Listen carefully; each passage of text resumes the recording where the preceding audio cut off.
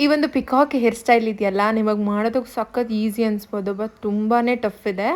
But ನಾವು ಇದನ್ನು ಎಲ್ಲ ಕ್ಲೈಂಟ್ಸ್ಗೂ ಮಾಡೋದಕ್ಕೆ ನಿಜವಾಗ್ಲೂ ಕಷ್ಟ ಆಗುತ್ತೆ. ಪರ್ಟಿಕ್ಯುಲರ್ ಮಾಡೆಲ್ಸಿಗೆ ಅಥವಾ ನಮ್ಮದೇನಾದ್ರು ರಿಕ್ವೈರ್ಮೆಂಟ್ ಇತ್ತು ಅಂತಂದರೆ ತುಂಬ ಚೆನ್ನಾಗಿ ಕ್ರಿಯೇಟ್ ಮಾಡ್ಬೋದು.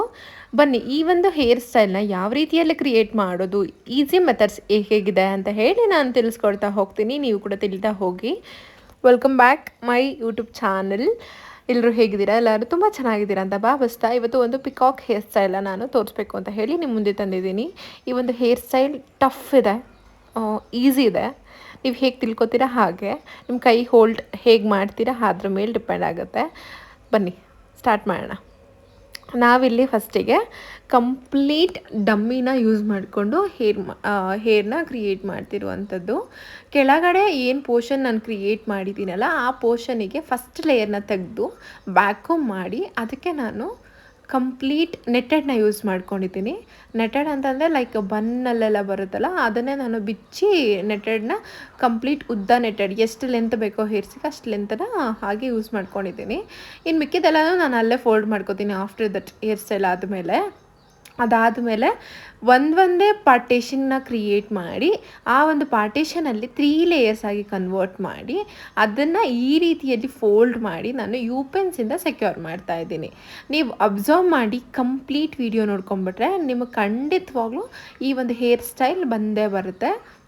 ಒಂದು ಲೈನ್ ಪೋರ್ಷನ್ನ ಕ್ರಿಯೇಟ್ ಮಾಡಿದ್ದೀನಿ, centre of ear to ear partition ತೆಗೆದಿದ್ದೀನಿ. ಅದರಲ್ಲಿ ಲಾಸ್ಟ್ ಲೇಯರ್ ಫಸ್ಟ್ ಇವಾಗ ಮಾಡ್ತಾ ಇರೋಂಥದ್ದು ಲಾಸ್ಟ್ ಲೇಯರಲ್ಲಿ ಫಸ್ಟ್ ಕ್ರಿಯೇಷನ್, ಅದರಲ್ಲಿ 3 ಭಾಗ ಕ್ರಿಯೇಟ್ ಮಾಡಿ ಒಂದೊಂದನ್ನೇ ನೀಟಾಗಿ ಆಪೋಸಿಟ್ ವೈಸಲ್ಲಿ ಮಧ್ಯದೇನಿದೆ ಅದನ್ನು ನಾರ್ಮಲಾಗಿ ಕ್ರಿಯೇಟ್ ಮಾಡಿದ್ದೀವಿ. ಆ ಕಡೆ ಲೆಫ್ಟ್ದೇನಿದೆ ಅದನ್ನು ರೈಟಿಗೆ ತಿರುಗಿಸಿದ್ದೀವಿ, ರೈಟಲ್ಲಿ ಏನಿದೆ ಅದನ್ನು ಲೆಫ್ಟಿಗೆ ತಿರುಗಿಸಿದ್ದೀವಿ. ಸೊ ಇದೇ ರೀತಿ ಕಂಪ್ಲೀಟಾಗಿ ಫೋಲ್ಡ್ ಮಾಡ್ತಾ ಮೇಲೆ ಹೋಗಬೇಕು. ಫಸ್ಟ್ ಲೇಯರ್ ಆದಮೇಲೆ ಸೆಕೆಂಡ್ ಲೇಯರ್ ಆದಮೇಲೆ ಥರ್ಡ್ ಲೇಯರ್. ಇದೇ ರೀತಿ ಇವಾಗ ನಾನು ನೋಡಿ ತೋರಿಸ್ತಾ ಇದ್ದೀನಿ ಯಾವ ರೀತಿ ಅಂತ ಹೇಳಿ. ಚೆನ್ನಾಗಿ ಕೂಮ್ ಮಾಡಿ ಅದನ್ನು ಇದರಲ್ಲಿ ಸ್ಪ್ರೇ ಕೂಡ ಮಾಡ್ಬೋದು. ನಾನು ಇಲ್ಲಿ ಡಮ್ಮಿ ಆಗಿರೋ ರೀಸನ್ಸಿಂದ ಯಾವುದೇ ರೀತಿ ಸ್ಪ್ರೇಸ್ನ ಯೂಸ್ ಮಾಡ್ತಾ ಇಲ್ಲ. ರಿಯಲ್ ಹೇರಿಗೆ ಮಾಡಬೇಕಾದ್ರೆ ತುಂಬ ಟೈಟ್ ಕ್ರಿಂಪಿಂಗ್ ಬೇಕು. ಅದ್ರ ಜೊತೆಗೆ ಹೇರ್ ಸ್ಪ್ರೇ ತುಂಬ ಅವಶ್ಯಕತೆ ಇದೆ. ಹೇರ್ ಸ್ಪ್ರೇ ಇಲ್ಲ ಅಂತಂದರೆ ನಮಗೆ ಕರೆಕ್ಟಾಗಿ ಕೂತ್ಕೊಳ್ಳೋದೇ ಇಲ್ಲ. ಸೊ ಕಂಪ್ಲೀಟ್ ಒಂದು ಹೋಲ್ ಹೇರ್ಸ್ನ ನಾವು ಕ್ರಿಂಪ್ ಮಾಡ್ಕೋಬೇಕು. ಯೂಶ್ವಲಿ ನಾವೇನು ಮಾಡ್ತೀವಿ, ಒಂದು ಹೇರ್ ಸ್ಟೈಲ್ ಮಾಡಬೇಕಾದ್ರೆ ಫ್ರಂಟ್ ಸೆಷನ್ ಅಷ್ಟೇ, ಕ್ರೌನ್ ಪಾರ್ಟ್ ಅಷ್ಟೇ ನಾವು ಕ್ರಿಂಪ್ ಮಾಡ್ಕೋತೀವಿ. ಸೊ ಈ ಥರ ಇಂಟರ್ನ್ಯಾಷನಲ್ ಲುಕ್ಸಲ್ಲಿ ನಾವು ಕಂಪ್ಲೀಟ್ ಹೇರ್ಸ್ನ ಕ್ರಿಂಪ್ ಮಾಡಿಕೊಂಡಾಗ ನಮಗೊಂದು ಕ್ರಿಯೇಟ್ ಮಾಡ್ಕೊಂಡಾಗ ನಮಗೊಂದು ಪರ್ಫೆಕ್ಷನ್ ಅನ್ನೋದು ಸಿಗುತ್ತೆ. ಸೊ ಆ ರೀತಿ ಮಾಡ್ಕೊಂಡಾಗ ನಮಗೆ ಚೆನ್ನಾಗಿ ಫುಲ್ ಕಂಪ್ಲೀಟಾಗಿ ಹೇರ್ ಸ್ಟೈಲ್ ಕ್ರಿಯೇಟ್ ಮಾಡೋದಕ್ಕೆ ಸಾಧ್ಯ ಆಗುತ್ತೆ. ನೀವು ನೋಡ್ಬೋದು ನಾನು ಕೆಳಗಡೆ ಒಂದು ಲೇಯರ್ನ ತೆಗೆದಿದ್ದೀನಿ, ಅದಾದಮೇಲೆ 2 ಲೇಯರ್, ಅದಾದಮೇಲೆ 3 ಲೇಯರ್ಸ್, ಹಾಗೆ ಎಷ್ಟು ಆಗುತ್ತೋ ಅಷ್ಟು ಮ್ಯಾಕ್ಸಿಮಮ್ ಮಾಡ್ಕೊಳ್ತಾ ಹೋಗಿದ್ದೀನಿ. ಆ್ಯಂಡ್ ಈ ಒಂದು ಓವರಾಲ್ ಹೇರ್ ಸ್ಟೈಲ್ನಲ್ಲಿ ಒಂದು ಬೋ ಕೂಡ ಕ್ರಿಯೇಟ್ ಮಾಡಿದ್ದೀವಿ. ಆ ಬೋ ಕ್ರಿಯೇಟ್ ಮಾಡೋದು ಹೇಗೆ ಅಂತ ನಾನು ನಿಮಗೆ ನೆಕ್ಸ್ಟ್ ಕ್ಲಾಸಲ್ಲಿ ಅಪ್ಡೇಟ್ ಮಾಡ್ತೀನಿ.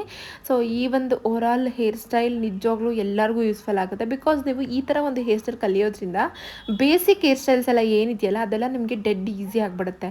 ಟಕ್ ಅಂತ ನೋಡಿದ ತಕ್ಷಣ ಟಕ್ ಅಂತ ಮಾಡಿಬಿಡ್ತೀರಾ, ಅಷ್ಟು ಈಸಿ ಆಗುತ್ತೆ. ಸೊ ಲುಕ್ ನೋಡ್ಬೋದು, ಲುಕ್ ವೈಸ್ ಎಷ್ಟು ಬ್ಯೂಟಿಫುಲ್ ಆಗಿದೆ. ಇದಕ್ಕೆ ನಾವು ಜಸ್ಟ್ ಕಲರ್ ಡಾಟ್ಸ್ ಪಿನ್ಸ್ನ ನಾವು ಯೂಸ್ ಮಾಡ್ತಾ ಇದ್ದೀವಿ. ಆ ಪಿಕಾಕಲ್ಲಿ ಏನು ಕಲರ್ಸ್ ಇರುತ್ತಲ್ಲ ಅದೇ ಕಲರ್ಸ್ನ ನಾವಿಲ್ಲಿ ರೀಕ್ರಿಯೇಟ್ ಮಾಡಿದ್ದೀವಿ. ಈ ಒಂದು ಹೇರ್ ಸ್ಟೈಲ್ನ ರಿಯಲ್ ಹೇರ್ ಮೇಲೆ ಮಾಡಿದ್ರೆ ಇನ್ನೂ ಬ್ಯೂಟಿಫುಲ್ಲಾಗಿ ಬರುತ್ತೆ. ಸೊ ಮೇ ಬಿ ನನಗೆ ಅರ್ಥ ಆಗುತ್ತೆ ನಿಮಗೆ ಈ ಒಂದು ಲುಕ್ ಕಂಪ್ಲೀಟಾಗಿ ಇಷ್ಟ ಆಗಿದೆ ಅಂತ ಹೇಳಿ. ಸೊ ಇದೇ ರೀತಿ ಮೋರ್ ಹೇರ್ ಸ್ಟೈಲ್ಸ್ ಅಥವಾ ಮೋರ್ ಸರ್ವೀಸಸ್, ಪಾರ್ಲರ್ದಾಗಿರಲಿ, ಬ್ಯೂಟಿಷಿಯನ್ದಾಗಿರಲಿ, ಯಾವುದೇ ಸರ್ವಿಸ್ ಬೇಕು ಅಂತಂದರೆ ನಮ್ಮ ಒಂದು ಚಾನಲ್ನ ಸಬ್ಸ್ಕ್ರೈಬ್ ಮಾಡಿಟ್ಕೊಳ್ಳಿ. ಖಂಡಿತವಾಗ್ಲೂ ನಿಮ್ಗೆ ಅಪ್ಡೇಟ್ ಕೊಡ್ತಾನೆ ಇರ್ತೀವಿ.